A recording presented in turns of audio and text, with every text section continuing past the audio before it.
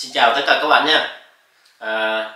Hôm rồi mình có đi mua cái áo để về chuẩn bị mang đồ Tết các bạn, phải mua trước chứ đợi tới Tết mua thì giá nó mắc đấy.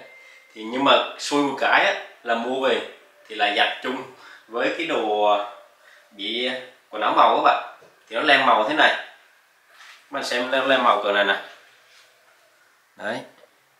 Thì bây giờ mình sẽ tẩy nó bằng bột giặt và nước Javel, xem thử nó có ra hay không. Nếu mà nó ra thì ok, còn nếu không ra thì mình sẽ có một cách khác mình chia sẻ với các bạn luôn trong cái video này, đảm bảo sạch tuyệt đối.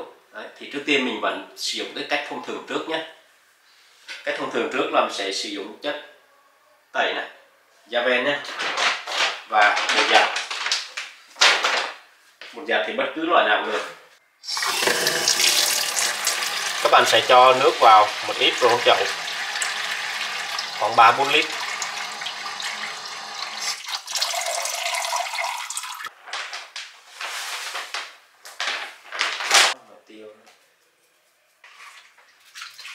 Sau khi bột giặt nó tan thì các bạn sẽ cho 2 nắp này nha. Mình ở đây mình sử dụng đúng theo cái quy trình, theo hướng dẫn.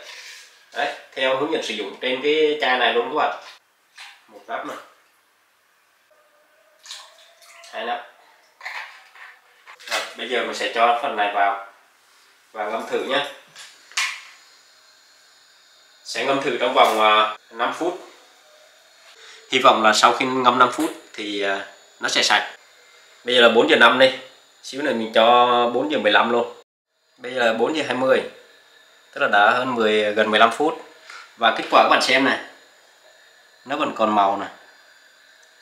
Bây giờ mình sẽ vò thử xem có ra không các bạn. Hy vọng ra nhỉ. Ồ, kính thưa là không có ra.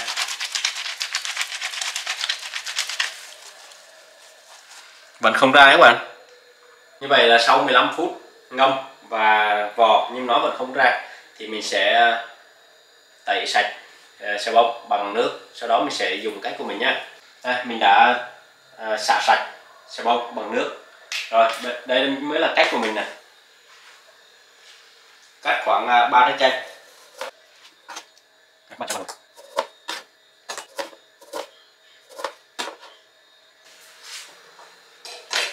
Bây giờ sẽ cho nước vào.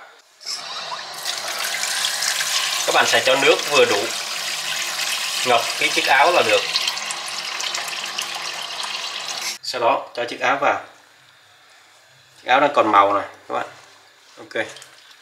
Rồi các bạn sẽ để nắp lại và bật lửa.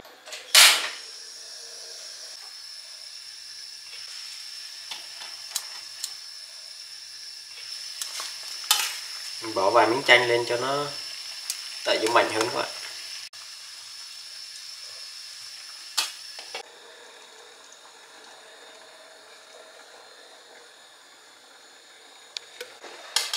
Ok, sau một thời gian đun thì mình kiểm tra thấy nó đã sạch rồi các bạn. Thì mình sẽ lấy ra các bạn xem nhé. Đây, nó sạch thế này rồi. Bây giờ mình sẽ xả nước đi. Đây, các bạn xem này. Cái vết lúc này là nó dơ chỗ này nhé. Các bạn có thể vò lại một lần nữa với nước sạch. Ok, mình đã tẩy sạch xong cái áo. Bây giờ các bạn xem lại cái áo nhé. Sẽ lúc này nó vướng dơ ngay đây. Chiếc áo Yami này mình mới mua luôn á. Đấy, còn nguyên tem này. Sao các bạn, tuyệt vời không? Rồi. Mình lưu ý với các bạn một điều là đối với cái cách này á, chúng ta cũng nên hạn chế. Tại vì khi mà chúng ta giặt với chanh như vậy, chúng ta luộc cái áo với chanh như vậy thì cái áo nó sẽ dễ bị mục, thì tuổi thọ cái áo sẽ giảm đi xuống. Các bạn thấy clip hay đặt mình một like nhé, và nhớ chia sẻ bạn bè các bạn. Hẹn gặp lại các bạn ở video tiếp theo nhé.